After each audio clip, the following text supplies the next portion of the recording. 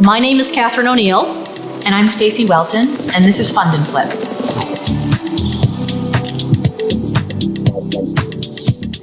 Welcome to Fund and Flip. Today, our guest is Andreea Muresan, and we are going to find out all the great stuff that she is doing in terms of real estate. Andreea, why don't you tell us a little bit about yourself, your background, your family, and what do you do in real estate, and how did you get there? Sure. Well, first of all, I just want to say thank you so much, ladies, for having me on your show. This is very exciting. And I'm super pumped to share with your audience kind of my history, what I've done, and where I'm going from here. So I'll get right into it. I came to the US when I was 11 years old and, didn't speak much English, but I learned it in school. My parents were in their 40s. They didn't speak any English. And it's kind of interesting, thinking about where did my love for money, or where did I even get exposed to this? How did it all start, right? And I remember my parents were refinancing their mortgage a couple of years after we had moved here, and their English was still, pretty bad, hard to understand, especially financial terms, right?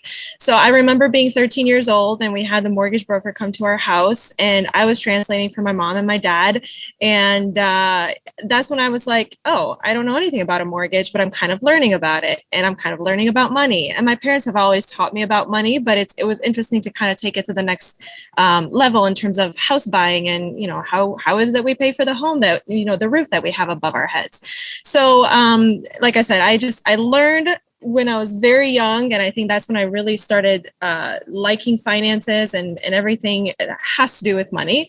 So I pursued a finance career. I went to school after I graduated high school. I went to university in Michigan, and somebody had told me, I found out that they can take summer classes at a community college, and they can get credits by taking advanced placement classes in high school. So I was like, what's that all about?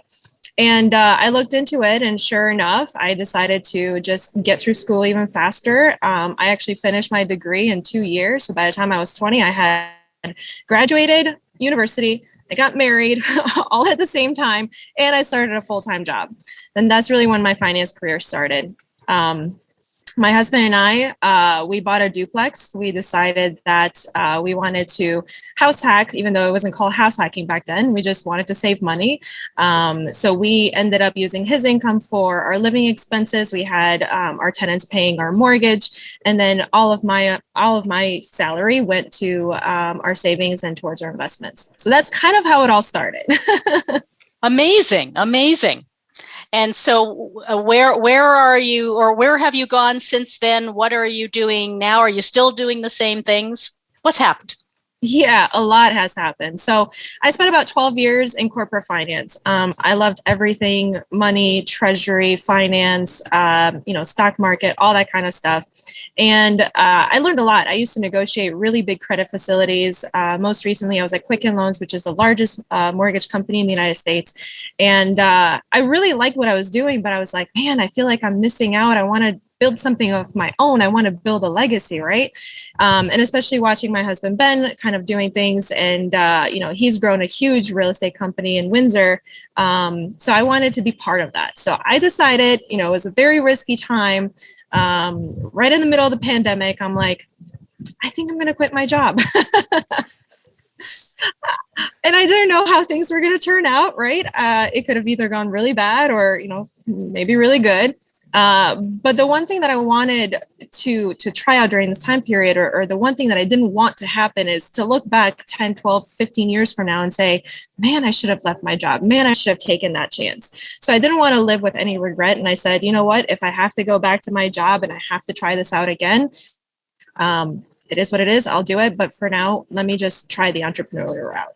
So since quitting my job about 2 years ago, I've been working with Ben on our lending company.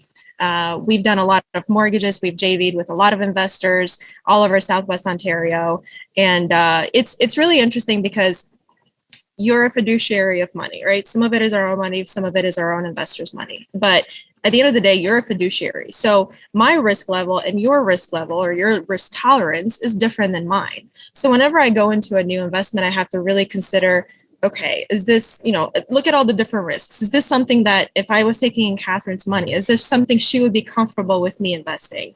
So I'm being very cautious whenever I'm looking at new opportunities, especially if I'm working with a new JV partner or I don't have a track record with them.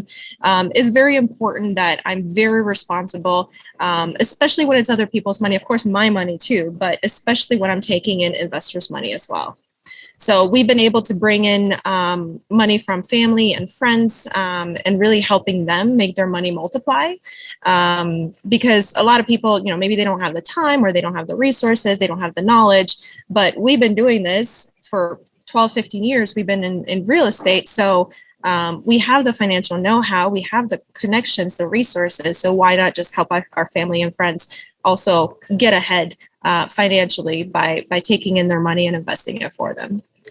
I think that's huge because Stacy and I have talked about this. There's so little financial knowledge about how you are able to use your own funds other than put them in the bank or put them in stocks or, put them in a mutual fund. Like that's sort of the extent at which we're taught about or that we know about. And then to hear that there are different options outside of that, it's like, no way. Is that legal? Is it, can regular people do that? And it's just been such an eye opener for me to know that there are other choices. We were just talking with Marla earlier, and to know that there are different choices when you come to sell your house. You absolutely can sell with a realtor, but you can also sell on your own. Wow. And then this idea of, with your personal money, you can put it in the bank, you can put it in stocks, but you can also do other things. It's like, that's a wow. So you guys had learned about that. And in fact, you were like the bank because you guys were giving mortgages to people in your town, and you were helping growing your family wealth. That's wonderful. Can you talk a little bit more about either on the family side or maybe, as you developed your expertise around lending or what you know about lending? Yeah, for sure. Actually, I'm going to go back because I think that's a really good tangent. The financial education piece. This is something that is very unfortunate, but I think a lot of kids grow up not knowing how to balance a checkbook. They don't know how to deal with money. They don't even know what a mutual fund is or maybe what the stock market is. I think that's the part that's actually lacking in our education system. And I'm fortunate enough, my parents taught me about money from when I was very young. And again, being able to translate for them at the age of 13, even though I was like, what's a mortgage? But I don't think everybody has that opportunity. And I think more schools and more education systems need to bring the financial literacy into their school system, especially when we have ever evolving new currencies like cryptocurrencies. Like, what the heck is that, right? So I think it's very interesting you brought up that point, Catherine, because I was actually just reading an article earlier this week about Florida having the largest mandate or something around, bringing financial education into the school system. And I think that is so needed. And I really hope it expands beyond Florida and expands really everywhere, all schools. It needs to be part of what kids, math, science, social, whatever, phys ed, financial education needs to be right part of that. So that was my little tangent, but I thought it was such a good opportunity to bring that up because, if you're a parent, and I'm not a parent, so, forgive me if I speak out of place, but if you're a parent, it's your responsibility to teach your kids about money. It's your responsibility to teach them how to budget, how to save money, how to invest. The school system's not doing it for you yet. Maybe in the future they will. But you are responsible. You need to teach your kids about money, because how do you expect, let's say you're well off or you've been able to build some wealth for yourself by working or by investing, whatever the case may be. How do you expect your kids to not, lose all your money when you die and they inherit it, right? You got to teach them how to keep the money, how to multiply the money. Absolutely. But there are even things like I was thinking back to, so why are there some aspects like some private lending that I had no idea about and I didn't get from my parents? And I think being depression parents and growing up without having money, then you don't get trained about how other things you can do with money other than put it in the bank for God's sakes, because we could lose it, and hide it under your mattress. Hide it, hide it somewhere, right? And so there are so few degrees of freedom that you're aware of, and then you don't get it in school. And so I think, as I've been reflecting back, I think that's part of it, is just you don't know what you don't know. Mm-hmm. And there was a whole lot that I didn't know until I came across people who had already done it. And it was eye-opening for me. And that's part of why Stacey and I want to do this podcast. We would like to help people understand that there are options out there that people don't know, that a bank may not talk about because they don't make money on it. Yeah. I hadn't appreciated how much banks talk about things where they make money. They don't talk about things where they don't make money. And again, it makes sense. I just didn't know that there were things out there that the bank wasn't talking about. So, to your point about saving money, whatever the bank is giving you in your savings account is so insignificant, especially when inflation is in 6% in Canada, 7% in the US. You're really not getting any further ahead. If anything, you leaving your money in the bank is making you go back, right? Like the buying power of your $1 every year is going down by at least 7%. That's the latest, 7.9, I believe, was the latest inflation rate I heard in the US. So you definitely don't want to leave your money in the bank. You want to figure out if you've been able to save some money, if you've been able to acquire money from other investments or whatever the case may be. You need to figure out how to put it to work so that your money works for you and not the other way around. Absolutely. Yeah. So tell us a little bit about how, as you look at it, what are things that people could do to make their money work for them? What are the options that they might have? I'm so glad you asked that. So there's a few different things. So number one is, if you own a home, and if you've bought your home at least 2 years ago, but I would argue even a year ago, you're probably sitting on a decent amount of equity. Whether you know it or not, you probably have some cash in your house that you can put to use.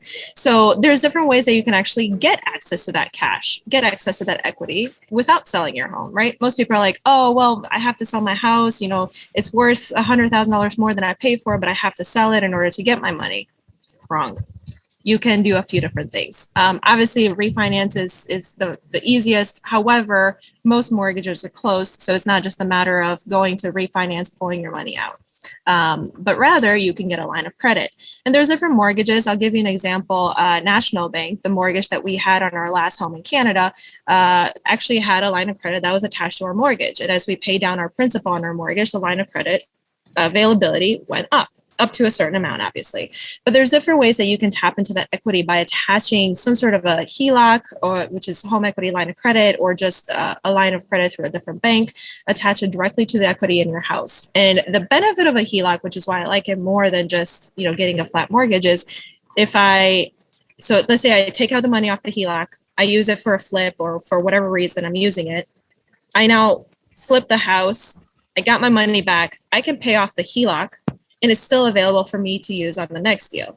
So I'm not paying interest like a mortgage. I would just continue paying interest every month, even though I might have $60, $70, $100,000 sitting in my bank account.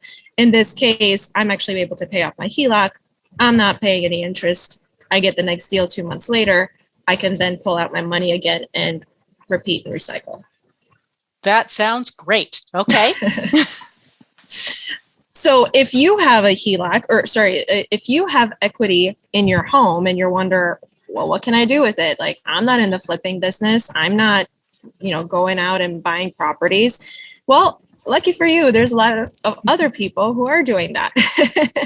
So if you have access to your equity, if you're able to get a HELOC, find somebody in your town, find somebody in your network that has a financial know-how, has a real estate know-how, they're already flipping homes, and see if you can partner up with them. If you can borrow on your HELOC at 2, 3, 4, even 5%, and you can lend it out at 10, 12% for a short-term flip, I mean, you're making money on money that's not like you're paying interest, but you're ultimately paying off that interest because you're making more interest, right? So I think that's a great way for you to use that equity that's in your home. And again, it's just making sure that you partner up with a reputable flipper, somebody that you've done business with before, somebody that's, highly credible or comes referred from your network, whatever the case may be. Just obviously be responsible. Don't just give it to, Joe Schmo who's never done a deal in his, entire life.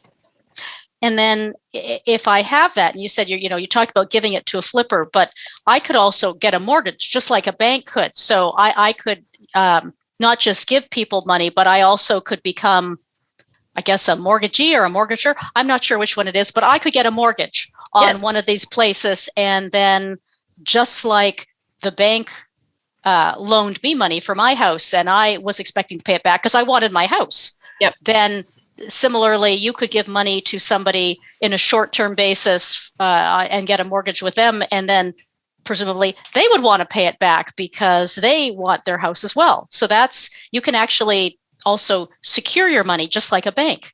Yeah. So let's go through a hypothetical. Your home is 80% LTV, loan to value, meaning that, let's say, for easy numbers, your house is $100,000. Gosh, I wish we had those prices again. $100,000 and your mortgage is 80. Well, the bank is not going to go more than 80% LTV. They're not going to give you that incremental $20,000. So, okay, now you're thinking, I have debt equity. I can't really touch it. Wrong. This is what you're talking about. If let's say Stacy has $20,000 in her bank account, and I'm looking for $20,000, which is going to bring my LTV to 100%. So my debt outstanding and my value will be the same. That's what LTV is. I can get a private mortgage from Stacy, where I get the money, and then she is the bank. She is like a private bank, right? She's getting the interest every single month. And that is totally legal, totally normal. We've done it hundreds of times, literally hundreds of times. It goes through a lawyer, it gets registered. There's a charge that's attached to your home. So you can't sell your house without that private mortgage being paid out. You are more secure than most other types of loans, right?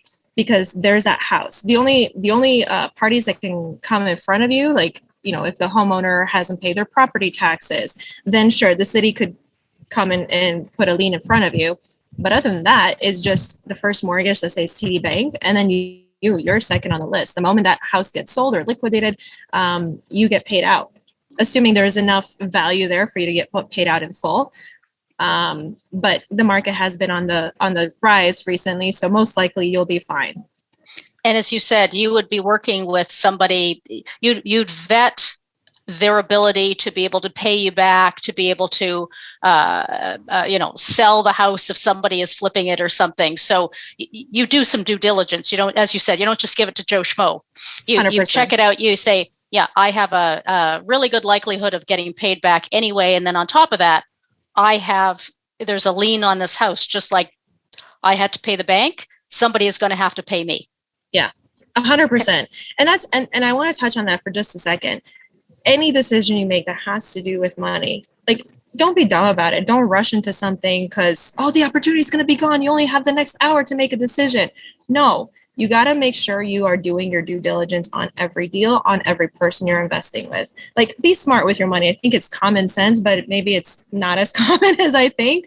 Don't rush into any deal. If there's somebody who's like, I need the money by like 3:00 today, don't skip your due diligence and don't compromise your own requirements just to give them the money because they're asking for it. That's probably not the person you want to do business with.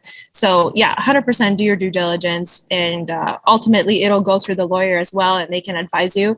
But I'll give you an example. I don't feel comfortable doing 100% LTV unless I know the deal or I know the person very well. We've had a lot of people come to us in the last few years. Oh, I'm doing this flip. Can you do 100% LTV and can you fund my renos? No, I can't do that. What happens if you walk away from the job? I don't want to be morbid and say that you get hit by a bus, but that's the alternative, because you may not have bad intentions, but something happens to you and now I'm left with a house that I've overfunded because it's worth a lot less than the money I gave to the person, right? Or you run away with my $100,000 renovation budget. I don't feel comfortable with that. So I always do my due diligence. I never provide 100% LTV unless I've done business with this person. They've done, multiple deals before me. I have built a relationship. And I think that's what it really comes down to whenever you're talking about private lending, is building that relationship. If you're coming to me and you say, here's a deal, here's the numbers, this is what I want.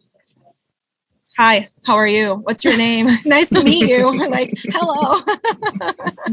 And I know it's like common sense, but you would be surprised how many people actually do that. They forget, like I think Ben gives this example all the time.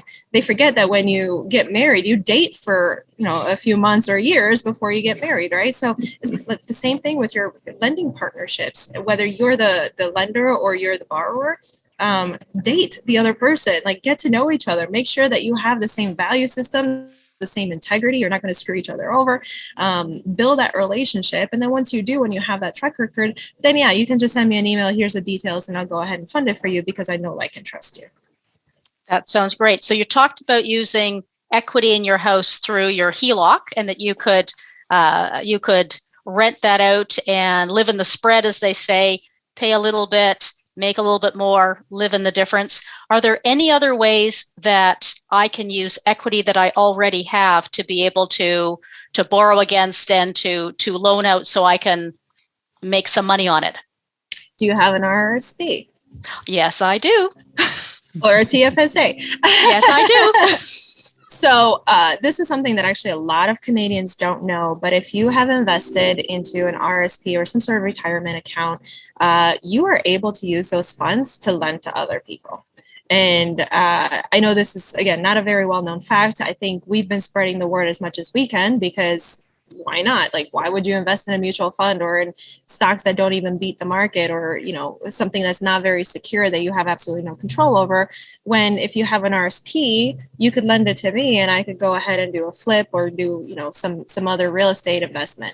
So yeah, it's very easy to do. It does require some paperwork and it does require a custodian. So we have used Olympia Trust. I believe there's one more custodian in Canada that does, they're called arm's length mortgages. So you can go to olympiatrust.com and check out their website, and you can see the forms and kind of some of the requirements there. But basically, once you have your RSP in their account, you open up an account with them, you move your funds in there, and then you can just fill out some forms. You send them over to Olympia. They tell you what needs to be done. Okay, we need the title, we need the appraisal. They give you their other requirements. You fill those out. You work with your lawyer because you don't do anything without a lawyer. And then you actually give out a mortgage just like you would as if you were a bank. It's a very easy, simple process, but most people don't know about it. And so same type of thing. It's, again, I either, I guess with my RSP, I've put money in, so there's no interest per se. I guess they're the Olympia funds and whatever, but I understand they're fairly small. But then it has to be a mortgage. So there's a mortgage there at a set rate, and I get the money from it. I pay off my fees. And again, then I've got a spread. I've got money just like I would want to be able to have. And because it's in your RSP, you can't access the money right now. So this is, it's a retirement vehicle. It's building for retirement. So this is another way of being able to have money when you retire, because so many people don't have pensions today. This would be a way of planning to have a comfortable retirement where you can have some financial freedom. Exactly. So it grows, you don't pay taxes on it, but your account grows just as if it was invested in anything else. And then when you turn whatever the age is in Canada, 59, 62, I don't know, it always changes, then you can actually access those funds. That sounds great. I was going to add one more thing. So this is something that for those of you who maybe are watching this and you're like, well, I live in the US, I don't know what an RSP is. There's also a self-directed IRA in the US that I understand you can do the same thing in. I personally haven't done it, but if you guys have any Americans watching and they're interested in lending out their money as a private mortgage, they can do it through a self-directed IRA. That is really cool. I did not know that. So thank you for sharing. People can take a look at that. That sounds great, because you're right. RSPs are just Canadian. Okay, and so can you talk a little bit about either, because you were mentioning your family, and that you and Ben have knowledge about how you do this. How has this helped your family? What, how do you work with them? What do they do? What's the benefit they get? Can you talk a little bit about that? Yeah. So my family, as everybody else, I guess, they all have busy lives. They all have their own jobs. Few people in our families are entrepreneurs, so they go to their 9 to 5 or whatever they got to do, and they've done a good job just saving their money or through different investments, just accumulating more money. And they don't have time to go and buy real estate. They don't have time to go and find deals. So Ben and I have taken in loans from our family members, and we have further used their money so that we can obviously make more with it. And they get passive interest, right? So every single month they get passive interest. It's just like another salary coming in every single month. And of course, they pay taxes. We issue them a T5 for, different, in the US, it's a different form, but we issue them the form properly so that they can claim that income.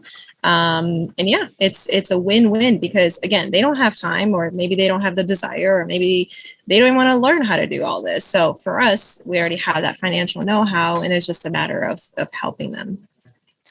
I think that is really interesting that, as you said, either that they don't have the time or the knowledge, but you can, if you yourself didn't have a lot of equity in your house, or you were already tapped out. I'd already used that. That's the end of what I can do. The idea of saying, no, I can share my knowledge around. I can use my education and my knowledge to be able to help family members, maybe friends, if they're interested. The idea that we can all build together, that sounds really great. Yeah. And I think it's super important. Like if you know how to do this, or if you're a flipper and you're always looking for funding, talk to all of like your circle, talk to all of your friends, all of your family, tell them what you're doing.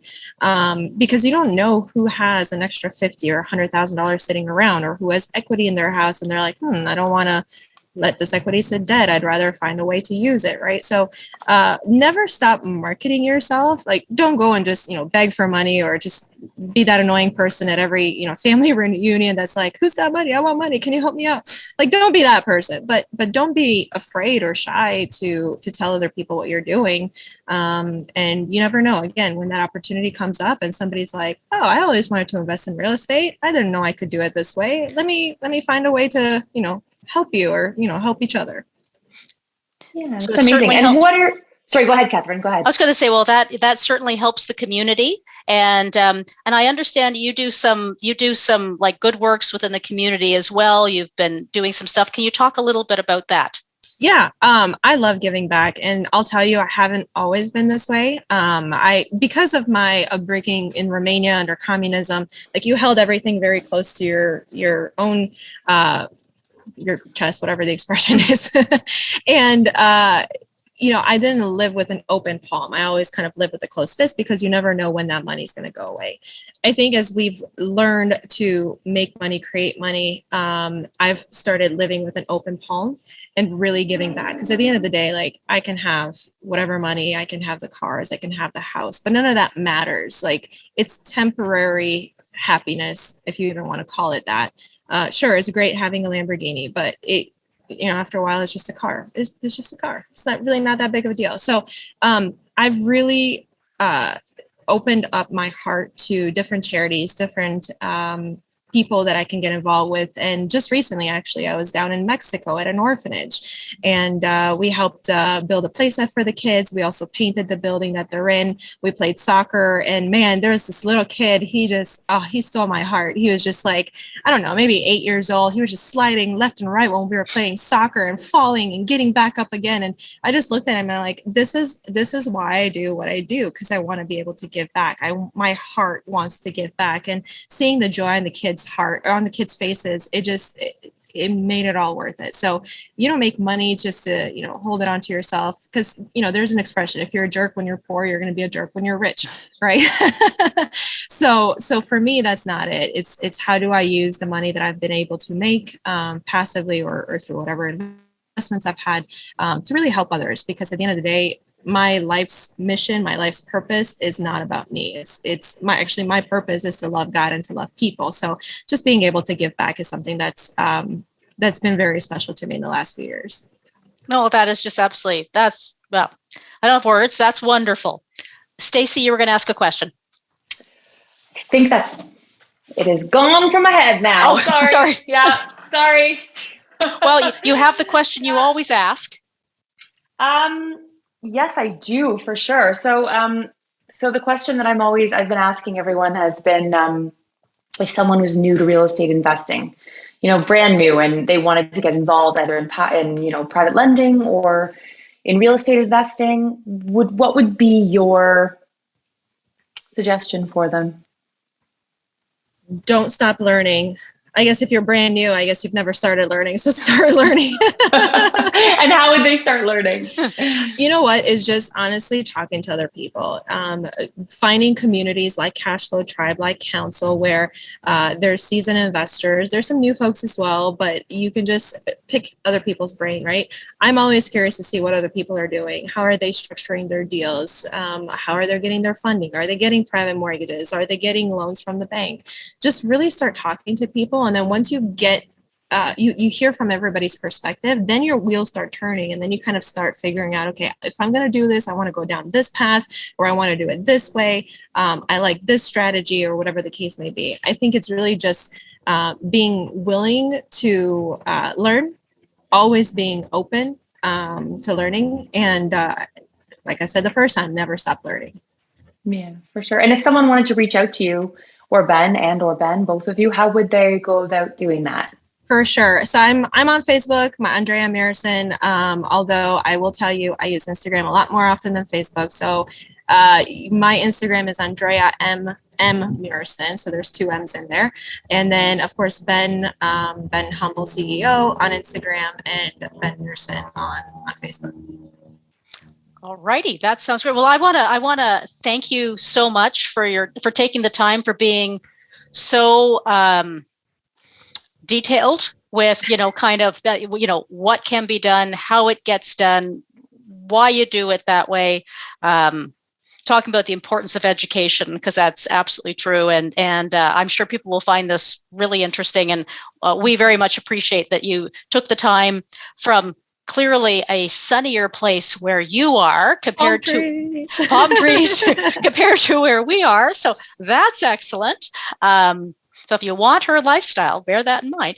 And so just really good. Can I add one more thing on that, Catherine? So because you brought it up, the lifestyle that you want, this is something that I've been so passionate about for so long, is building the lifestyle that you want, not the lifestyle that other people told you should have, right? So for me, one of my criteria anywhere I live is I need palm trees in my life. So I didn't have palm trees. We lived in Canada for 13 years, and now we live somewhere where we have palm trees. We're in Arizona. So, you got to design what you want your life to look like, and then figure out how to get there. Amen. That idea Absolutely. Of being intentional, being empowered, going for it versus I think as Katie Richardson had said, the default life. Yes. That's extremely inspiring. So thank you very much for spending the time. Please feel free to reach out to Andreea. And then if you wanted to be able to reach out to us at Equity Hub, Stacey, how would anyone do that and get a hold of us? Yeah, on Instagram at equity_hub, or you can just email us equityhubcanada@gmail.com. That is excellent. Thank you very much, everybody. Thank you, Stacey and Andreea. We look forward to talking to you another time, and everyone have a good day.